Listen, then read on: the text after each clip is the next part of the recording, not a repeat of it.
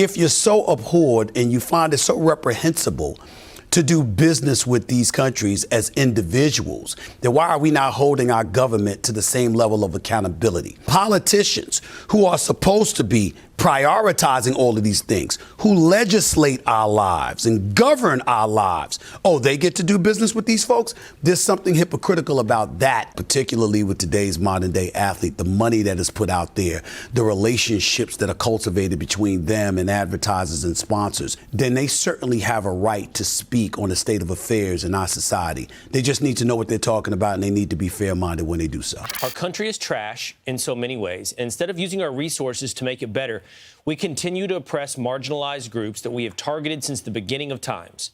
Black, brown communities, LGBTQ+. Man, we are too powerful to still be attacking issues separate.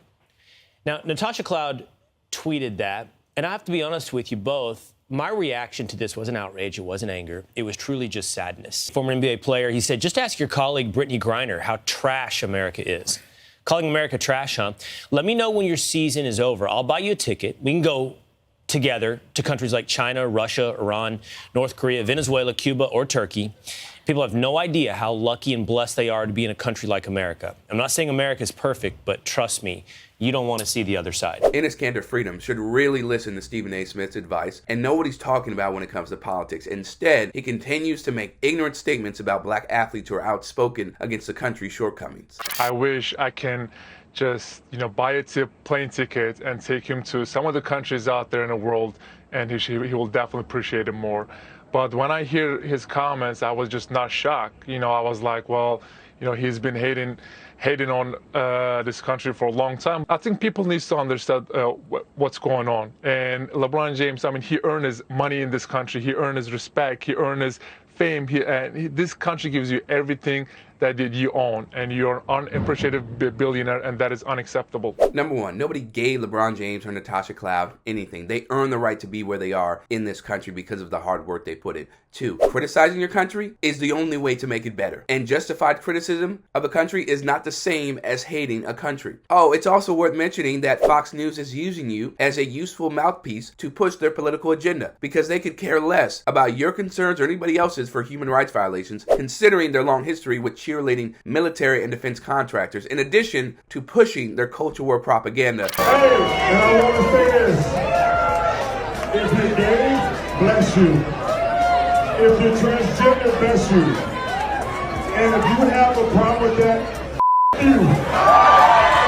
And what a surprise. Kanter Freedom did not like that take from Charles Barkley, saying, quote, I hear what you're saying, Charles, and yes, we shouldn't have any problems with the LGBTQ or trans community. However, the problem starts when they try to come for innocent kids. Stop pushing this agenda on our youth. Leave kids alone. We do not need to have literature in schools that show boys how to...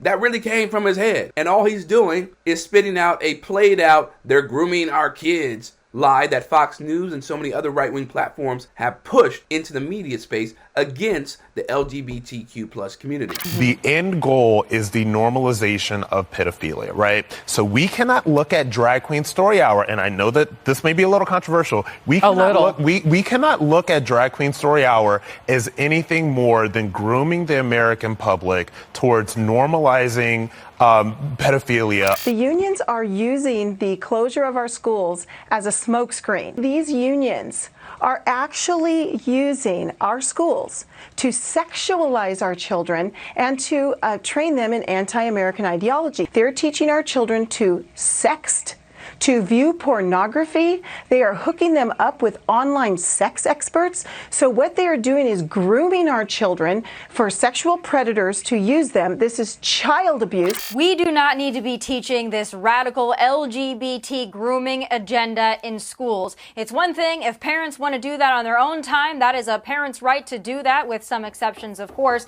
But to bring this in and bake this into a public school curriculum is wrong. And meanwhile, Chinese students are learning quantum physics, and we've got our students learning how to twerk from drag queens. It's not going to end well. This is grooming. This is ideological mind control. I just find it funny how Tommy and others have no issue with a curriculum in the school system where they teach kids about sexuality so long as it's about kids being attracted to the opposite sex. Now that we want to be more inclusive, it's an issue. Nobody from the LGBTQ plus community is trying to groom your kid into becoming gay or trans. It's really heterosexual people trying to force down their belief in their lifestyle towards other people. And Kanter Freedom is exposing how he doesn't care about all human rights. It's only some. And that is a hallmark of right-wing politics. Meanwhile, for leftists and progressives, we care about the rights of all people, not just ones that fit our agenda. And the other thing that I'll close with, it's so telling how Fox News loves to use the intersection of sports and politics so long as it boosts up their propaganda. But if it's something they don't like, it's stick to sports. Just be an athlete. Keep the political commentary to yourself, or as someone once said, shut up and dribble.